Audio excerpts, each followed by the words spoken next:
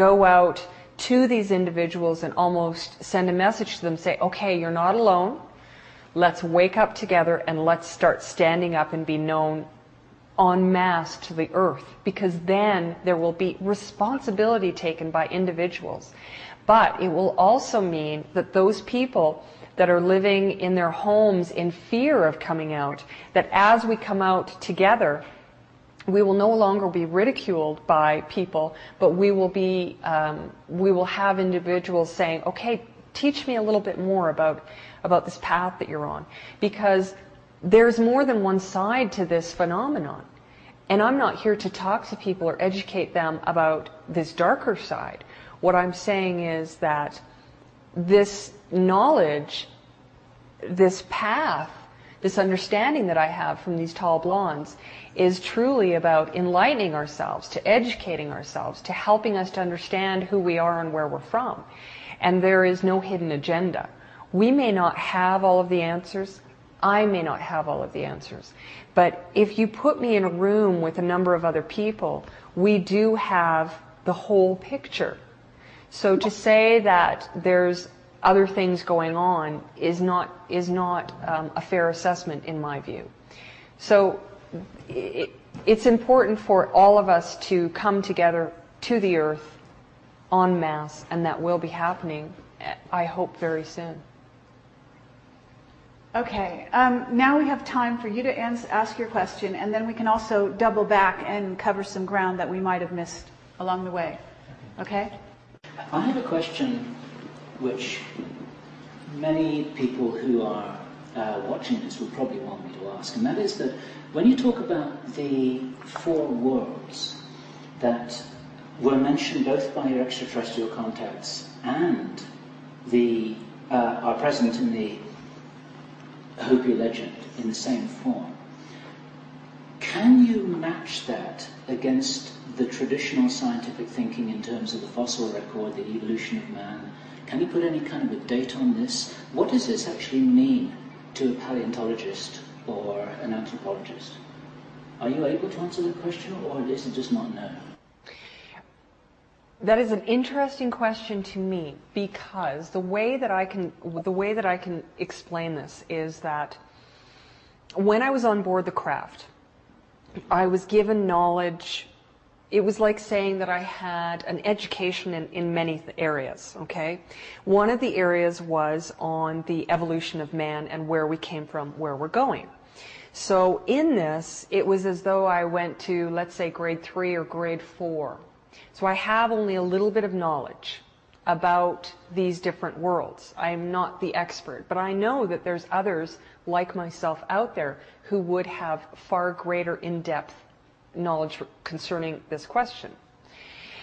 What became very clear to me in the visions that I was shown on this screen was that, for example, in the beginning, they said that it was like they threw the seeds of life across the land and waited for life to form, and nothing happened. So we were just, like worms in mud.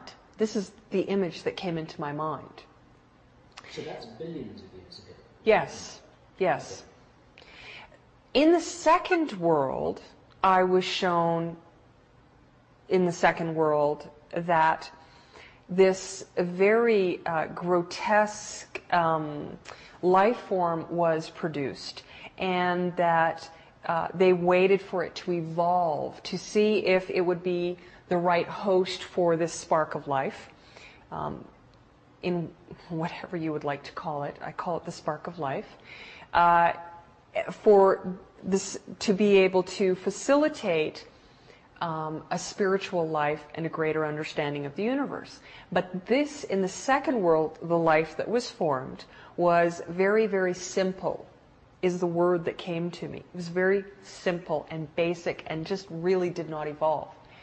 So for myself, when I look at that, of course, when I came back from this experience, and it took me a while to even be able to put all of this, associate it to the world, I clearly was able to see that this was the dinosaur age.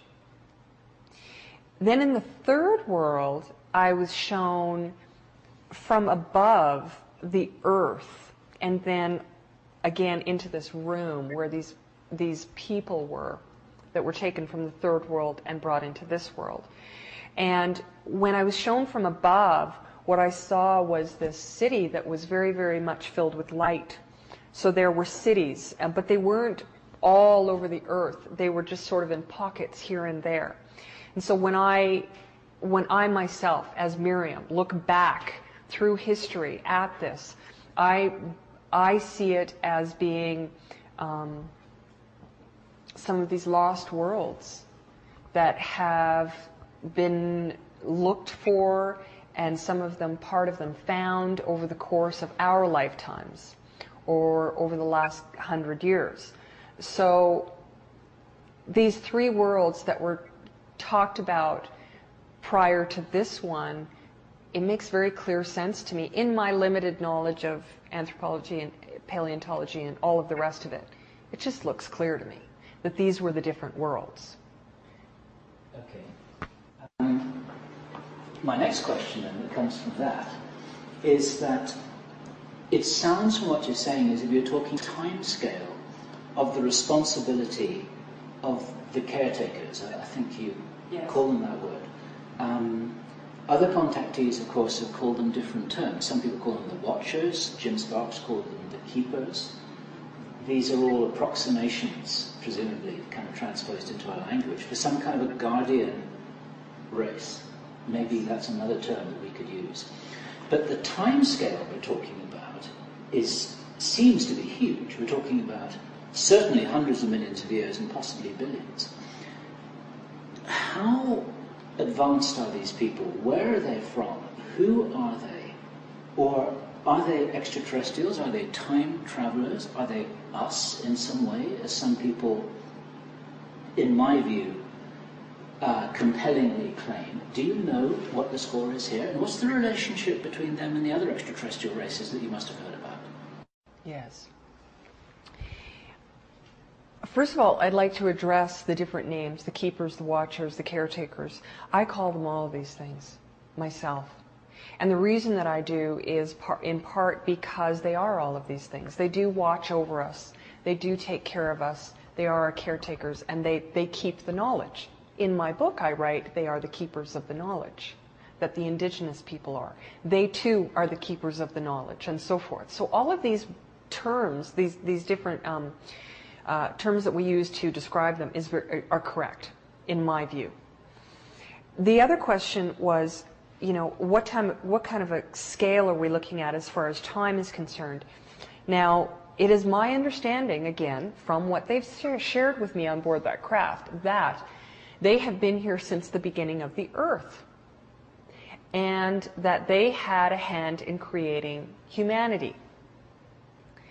That they too, as it was described to me by them, that they too seek to know God, meaning the creator of all that is, all that was, and all that will be. The creator of everything, the very beginning, the source of all things. So they were given a task. It's like saying, whatever your job is, when you get up in the morning and you go to work, that's what your job is. That's what you know that you do. Well, when we are here on Earth, it is no different than for them than to say that this is what they do. They are the caretakers of the Earth, and this is what they've always done. As far as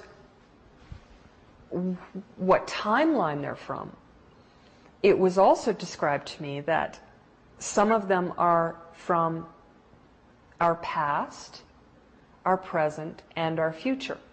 Because the way that time was described to me, they did have the ability to go back and forth and in the present. They did have that ability. How? You'd have to ask them that, because I have no idea. But they also said that some of them were physical, that they were no different than you or I, that they lived on the earth, that they did live under the earth, inside the earth, that there were others that were interdimensional